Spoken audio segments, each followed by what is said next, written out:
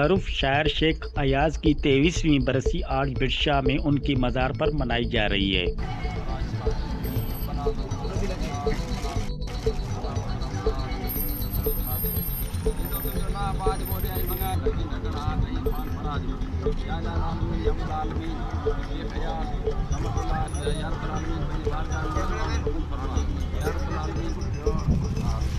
महकमा सकाफत शायरों, अदीबों और सियासी जमायतों की जानिब से मज़ार पर फूलों की चादर चढ़ाई गई। मज़ार पर तकरीब के इनकाद कुछ देर बाद महफिल मौसीकी में सकाफत गुलकार समा बांधेंगे। शेख अयाज सिंध मेहमान कौमी शायर थे। मुख्तलिफ सियासी सरकारी तंजीमों अफराद की जानिब से खराज तहसीन पेश किया। शेख अयाज की बरसी कोरोना वबा की बास SOPs तहत मनाई जा रही है। इंतजामिया। मीडिया रिपोर्टर निसार मंशोर, पाक एशिया TV न्यूज़, मटियारी।